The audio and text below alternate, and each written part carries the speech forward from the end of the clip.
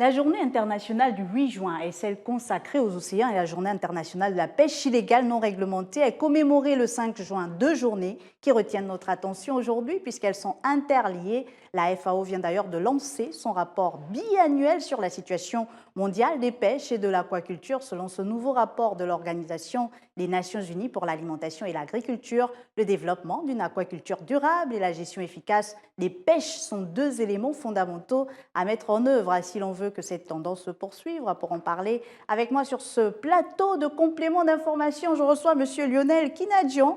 Bienvenue sur ce plateau. Bonjour. Alors, vous êtes, pour nos téléspectateurs, chargé des pêches et de l'aquaculture du bureau sous-régional de la FAO pour l'Afrique centrale, c'est bien cela? C'est cela, basé au Gabon, à Libreville. Merci beaucoup d'avoir accepté notre invitation. Écoutez, complément d'info, c'est maintenant.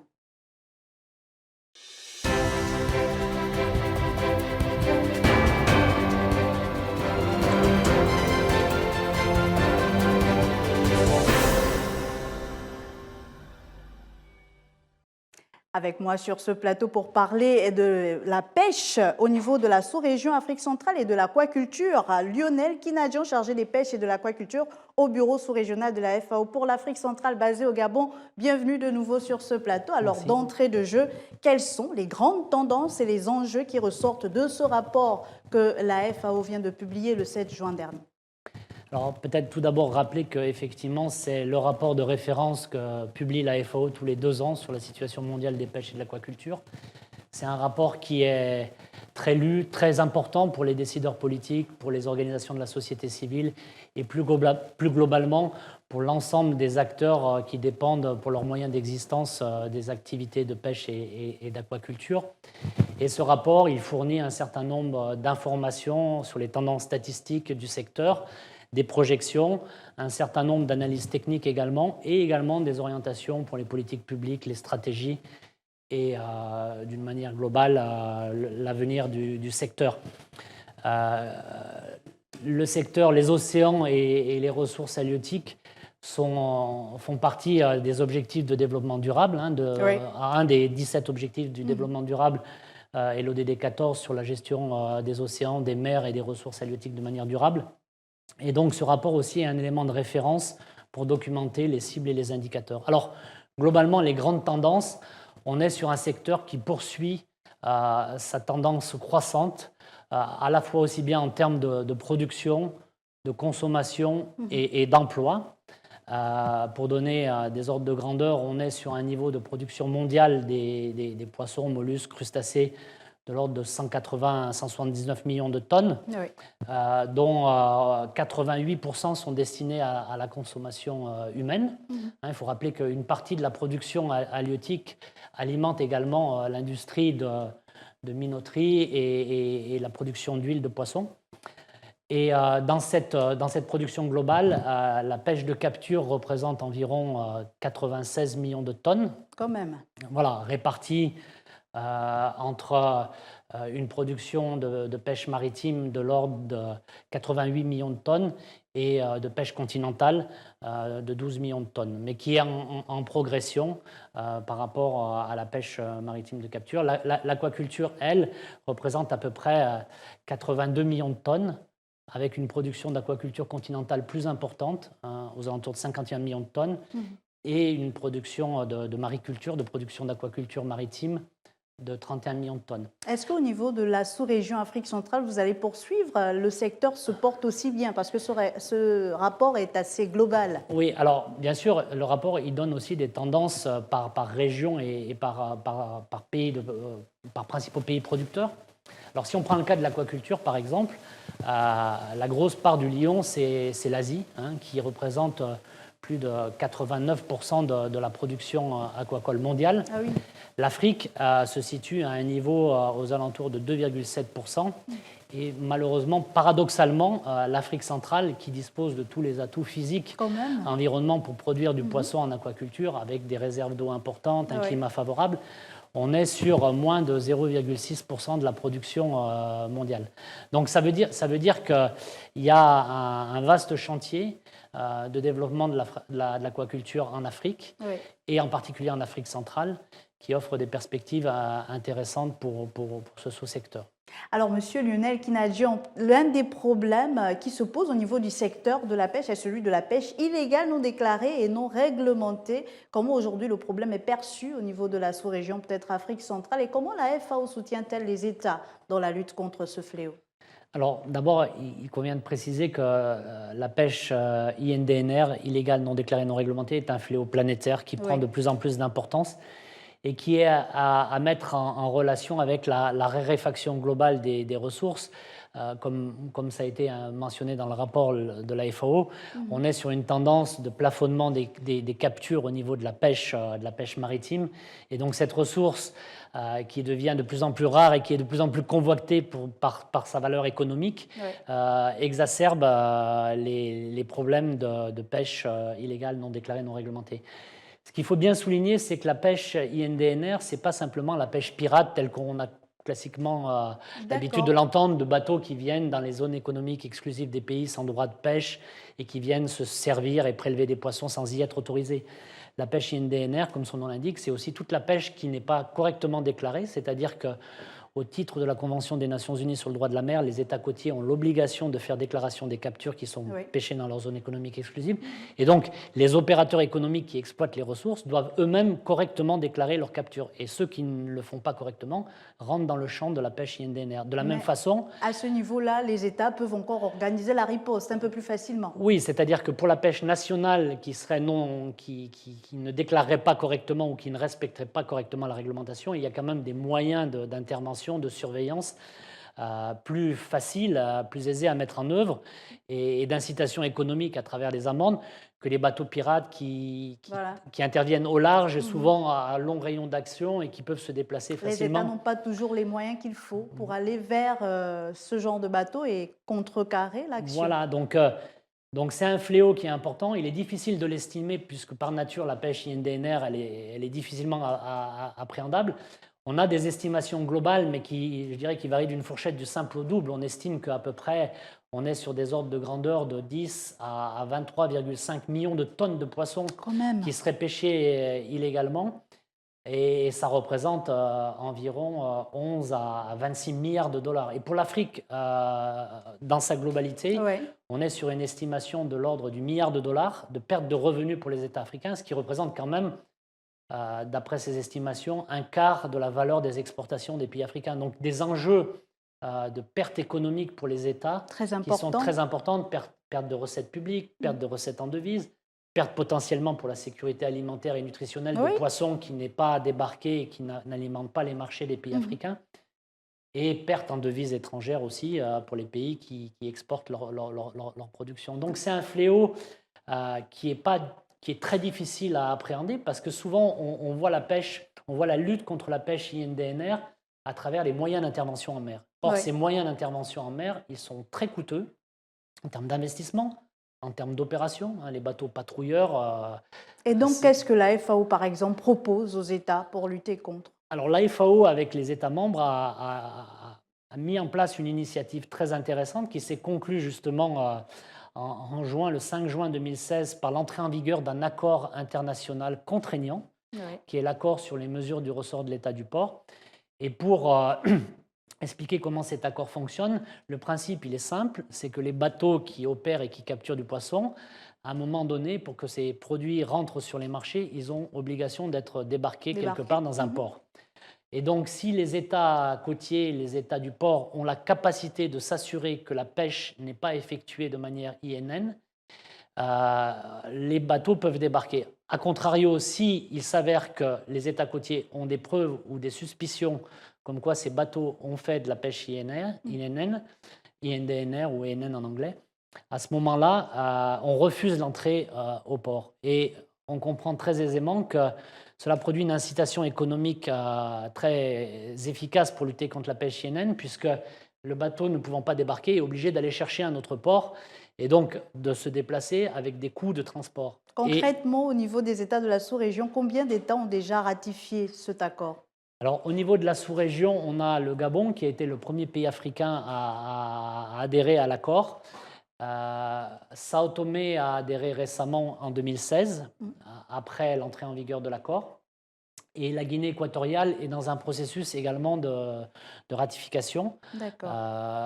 Donc on a au moins ces 3 pays dans la partie, je dirais, nord du golfe de Guinée. Et c'est très important parce que la lutte contre ce fléau nécessite aussi une coopération régionale et internationale, notamment pour échanger de l'information sur les navires qui ont l'habitude de faire de mauvaises pratiques de pêche et donc de lutter de cette manière de façon très efficace avec peu de coûts, juste à travers l'échange d'informations. Alors, la mise en œuvre nécessite aussi une coordination, une coopération institutionnelle bien au-delà du secteur des pêches, puisque ça met en jeu les autorités maritimes, portuaires, la gendarmerie maritime, par exemple. dans le contexte du Gabon, la DGDI. Donc, il y a un ensemble d'institutions qui sont concernées, et donc l'accord vise à renforcer les capacités de ces institutions. Et donc, on peut percevoir cet accord-là comme une sorte de réponse finalement sous-régionale. C'est une réponse sous-régionale. Bien sûr, il faut que les États soient en capacité de mettre en œuvre les dispositions de l'accord. Et l'originalité de cet accord, c'est qu'à son article 21, il est prévu que les pays qui sont plus avancés puissent contribuer au financement des pays qui sont moins avancés, dans la mesure où il y a un enjeu à ce que tout le monde soit au même niveau de capacité pour lutter contre la pêche INN. Et donc, par l'intermédiaire de la FAO, les pays qui ont adhéré à cet accord et qui souhaitent bénéficier d'appui peuvent avoir des ressources financières pour renforcer. Techniques, financiers également. Alors, surtout appui dans le domaine de la mise à niveau des politiques publiques, des cadres législatifs et réglementaires, et un des points non moins importants, du renforcement des capacités humaines à travers le renforcement des inspecteurs pour le contrôle en mer. Et donc le Gabon et Sao Tomé et la Guinée équatoriale ont bénéficié d'un appui de la FAO pour développer leur stratégie nationale et identifier leur plan d'action prioritaire. Donc on a une bonne feuille de route pour ces 3 pays. Une feuille de route sur combien d'années? Alors c'est un plan d'action sur 5 ans. Bien sûr, c'est un plan d'action qui est évolutif au fur et à mesure que les choses se mettent en place. Et donc on ne peut qu'engager ces pays à faire des requêtes à la FAO pour bénéficier du soutien, pour mettre en œuvre leurs capacités pour appliquer correctement l'accord sur les mesures de ressort de l'état du port. Effectivement. Alors, actualité oblige, dans le contexte actuel, il y a la pandémie du coronavirus qui sévit. On aimerait savoir, les secteurs de la pêche et de l'aquaculture, on le sait déjà, sont des secteurs assez impactés par cette pandémie-là. Mais que dit le rapport de la FAO par rapport à cette corrélation entre crise sanitaire et ces secteurs-là? Alors, il y a un addendum spécifique dans le rapport sur la pandémie.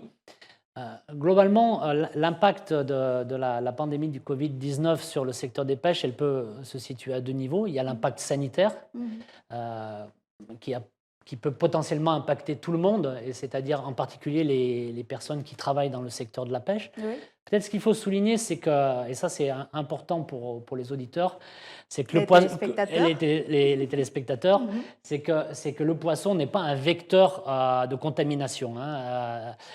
Si bien sûr il est manipulé dans des conditions d'hygiène où il n'est pas contaminé, mais il n'a pas les récepteurs qui permettent de transmettre le virus. Donc ça veut dire que si une personne testée positive a eu à manipuler un poisson qui est mis sur le marché, une autre personne qui viendra acheter ce poisson-là n'a pas de chance de le... Alors, s'il n'est pas manipulé dans les bonnes conditions d'hygiène, il peut être contaminé, mais le poisson lui-même n'est pas un animal qui abrite le virus et qui peut le transmettre, comme on a suspecté le pangolin ou d'autres animaux. Donc ça, c'est important à souligner, c'est que si le poisson est capturé dans les bonnes conditions et qu'il est mis sur le marché dans les bonnes conditions d'hygiène, on peut consommer du poisson, qui est un aliment très sain et très nutritif, et donc il faut consommer du poisson.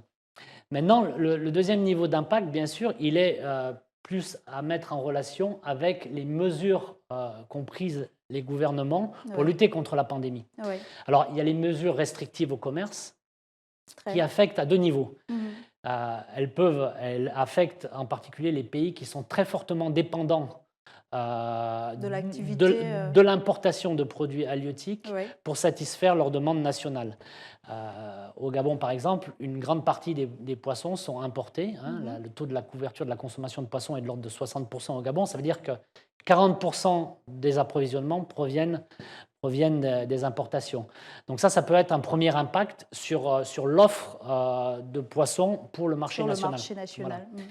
deuxième impact lié aux mesures restrictives sur le commerce, c'est les pays qui ont un fort potentiel halieutique et qui exportent leurs produits. Oui. On cite souvent le cas du Sénégal en Afrique qui est très connu, Par il y a d'autres pays. exemple. Et donc là, ça va impacter très fortement au niveau macroéconomique sur l'entrée en devises de l'économie. Donc ça, c'est les mesures qui sont restrictives au commerce. Après, il y a toutes les mesures qui sont des mesures, les mesures barrières et de confinement Oui. et qui impactent aussi fortement ce secteur parce qu'une des spécificités endogènes du secteur des pêches, et en particulier dans nos pays africains, c'est que c'est un secteur qui utilise beaucoup de main-d'œuvre, qui a forte intensité d'emploi de main-d'œuvre. Et donc, dès qu'on met en place des mesures de confinement ou des mesures barrières, ça peut impacter toute la chaîne de valeur. Bon, on imagine bien que sur des petits bateaux de pêche artisanaux, c'est très difficile de porter un masque et de respecter les mesures de distanciation sociale. Donc, vous voyez ce type de contrainte qui peut tout de suite affecter le secteur. Il y a également, bien sûr, toute la chaîne de valeur qui peuvent être impactées lorsqu'on ferme des marchés ou on interdit le commerce des poissons. Donc, toute la rupture dans la chaîne d'approvisionnement peut impacter le secteur. Et on peut même arriver à ce que la faim augmente dans certaines zones, notamment celles de conflit, où il y a des conflits, ou celles qui sont reconnues pour être des zones de pauvreté. À ce niveau-là, est-ce que la FAO a pu intervenir pendant cette pandémie pour essayer de stopper le problème lié à... On a des projets d'appui dans certaines zones qui sont affectées historiquement par des problèmes d'insécurité ou des problèmes climatiques. On a des projets d'appui dans le Nord Cameroun notamment pour appuyer certaines communautés de pêcheurs qui ne peuvent plus exercer leur activité à se reconvertir vers d'autres activités, notamment des activités aquacoles. Donc ça, c'est des projets historiques qu'on a dans le secteur et qui continuent d'être menés et qui vont probablement s'amplifier avec l'impact du Covid-19 sur la sécurité alimentaire et nutritionnelle. Ce qu'il faut aussi noter, alors pour l'aquaculture, bien qu'elle ne soit pas très développée dans la sous-région, effectivement, la pandémie peut avoir un impact sur la mise en marché des produits. Donc, les aquaculteurs sont obligés de conserver plus longtemps leur production dans les étangs ou dans les cages. Donc, ça induit des coûts de production supplémentaires. Et comment la FAO soutient, par exemple, ces aquaculteurs-là qui se sont déjà lancés, mais qui n'arrivent pas à supporter les coûts? Alors, une des manières, c'est de revoir comment on peut alléger les dispositifs de crédit qui ont été mis en place afin d'alléger la trésorerie, de soutenir éventuellement l'impact que peut avoir la pandémie au niveau des intrants aquacoles, puisque pour élever les poissons, il faut des aliments. Donc, il peut y avoir des ruptures au niveau de la chaîne d'approvisionnement des intrants. Donc, il faut trouver les moyens de répondre à ces situations. Et puis, la question du financement en aquaculture est très importante parce que avec ce risque-là, en maintenant la production dans les structures de production, étangs ou cages ou bacs, on augmente le risque et donc il faut trouver les moyens de financer ce risque.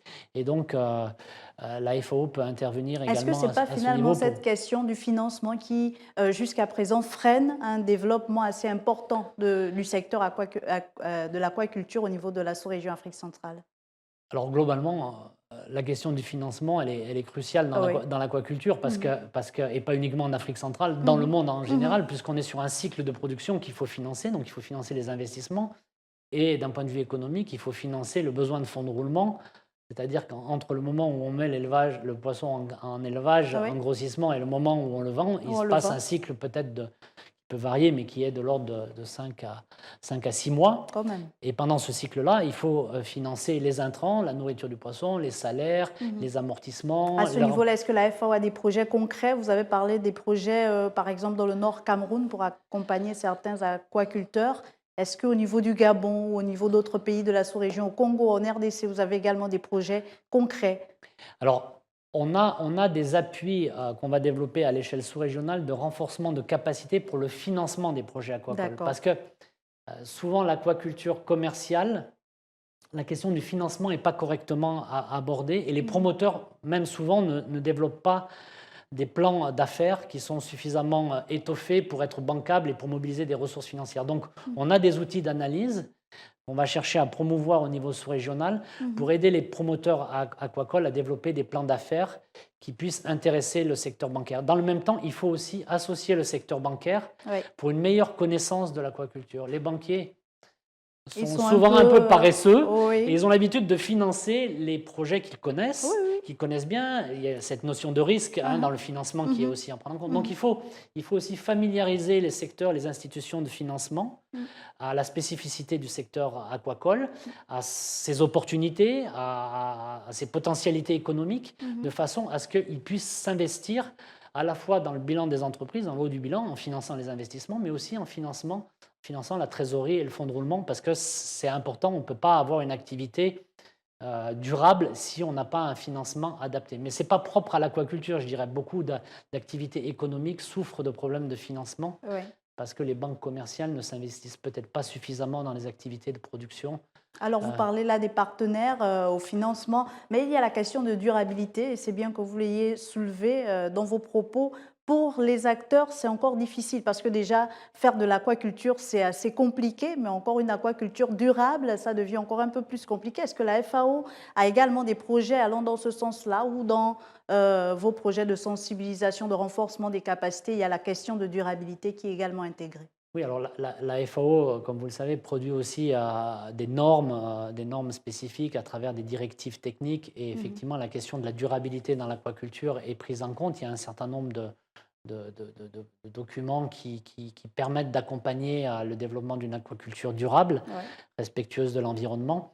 Il y a des questions qui se posent aussi globalement du développement de certaines pathologies piscicoles, sur lesquelles il faudra renforcer probablement aussi des capacités sur le continent. Jusqu'à présent, on a eu beaucoup de vétérinaires qui se sont orientés vers les productions animales classiques, mais avec le développement de l'aquaculture, il y a tout un champ de renforcement du capital humain vers des professions de vétérinaires spécialisés sur la production piscicole et pour accompagner en appui conseil aussi les pisciculteurs. Donc c'est un vaste champ, mais comme vous le soulignez, il y a un enjeu très important aussi d'incitation des États, d'accompagnement des États dans leur cadre global de gouvernance, qui vise à sécuriser les investissements aquacoles, à sécuriser aussi les financements pour ce sous-secteur et aussi à accompagner l'organisation des filières. Parce qu'aujourd'hui, si quelqu'un veut se lancer dans l'aquaculture, il va être obligé de traiter un peu tous les problèmes, de régler les problèmes d'alimentation, de production, de grossissement, etc. Donc il faut arriver à spécialiser les filières, à organiser les filières de façon à ce que chacun puisse se spécialiser sur un segment rentable, précis, rentable, et ne pas avoir à affronter tous les problèmes en même temps. Alors, Monsieur Lionel Kinadjo, je rappelle que vous êtes donc le chargé des pêches de l'aquaculture au bureau sous-régional de la FAO pour l'Afrique centrale. Il y a l'après Covid-19. Le monde est en train de se refaire. Est-ce que vous pensez, ou est-ce qu'au niveau du rapport de la FAO, il y a des pistes qui notent notamment que ces sous-secteurs de l'aquaculture et de la pêche pourraient contribuer à relancer l'économie au niveau de l'Afrique et de l'Afrique centrale en particulier? Alors, globalement, sur un registre effectivement plus positif, on peut espérer que la pandémie va avoir une fin prochaine. Et les sous-secteurs de pêche et d'aquaculture ont des avantages bien spécifiques. D'abord, pour la pêche, on est sur une activité de capture. Et donc, immédiatement après la fin d'une crise comme celle qu'on connaît, moyennant le financement d'une marée de pêche, on peut repartir très rapidement. La pêche, on n'est pas sur un cycle de production. Le pêcheur, il va sortir, surtout dans la pêche artisanale, il va sortir le matin et le soir, il va ramener sa production. Donc, il y a un moyen, à travers la relance de la pêche, et en particulier de la pêche continentale, qui offre des perspectives probablement d'accroissement pondéral de la production par rapport à la pêche maritime, comme le souligne le rapport, où on est plutôt sur un plafonnement des captures, où on a atteint quasiment le plein potentiel d'exploitation des ressources au niveau mondial. La pêche continentale dans la sous-région offre d'importantes perspectives d'augmentation de la production et d'alimentation des marchés. Moyennant effectivement l'organisation des filières de transformation, de commercialisation, tout l'appui aux chaînes de valeur pour éviter les pertes post-capture qui sont aussi importantes, et ça c'est souligné dans le rapport de la FAO. On est en moyenne sur 35% de la production qui est en perte ou en gaspillage. Donc il y a des améliorations et des pistes d'intervention sur ce volet-là. Pour l'aquaculture, c'est le secteur qui est en pleine croissance au niveau mondial. Depuis 1990, la production globale est tirée par l'aquaculture, et depuis 2016, la consommation humaine de poissons provient majoritairement de l'aquaculture. C'est-à-dire que l'aquaculture a dépassé la pêche. Donc l'Afrique, et l'Afrique centrale en particulier, du fait de sa réserve foncière importante, en termes de zones économiques exclusives, de zones côtières, mais aussi de réserves en termes de lacs, de zones humides, de plans d'eau, de rivières, a un potentiel énorme pour le développement de cette activité. Il y a des ressources humaines qui aussi présentent des avantages comparatifs en termes de productivité et de coûts. Et donc, probablement, on va avoir beaucoup d'investissements dans ce sous-secteur. Encore faut-il qu'effectivement, on ait un cadre de gouvernance qui favorise l'investissement privé.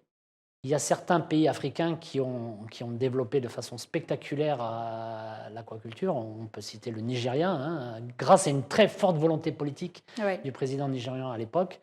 Et donc ce secteur est en plein boom. Et des grands groupes internationaux, pour ne pas citer Olam notamment, investissent dans le pays, dans la production d'aliments. Et ce sont des secteurs qui sont vraiment perçus comme des secteurs de pointe pour répondre aux problèmes de sécurité alimentaire et nutritionnelle, en insistant encore une fois sur la grande vertu du poisson pour répondre à ces enjeux planétaires dans les années à venir. Des exemples qui pourraient, dans tous les cas, faire école pour le Gabon et pour tous les autres pays de la sous-région Afrique centrale. Merci à vous, Lionel Kinadjian. Je rappelle que vous êtes donc chargé des pêches et de l'aquaculture au bureau sous-régional de la FAO pour l'Afrique centrale. Avec vous, nous sommes revenus donc sur le rapport au niveau de l'Afrique centrale, sur la pêche et l'aquaculture. Merci à vous, chers téléspectateurs, d'avoir été des nôtres. Je vous dis donc à très vite sur Gabon 24.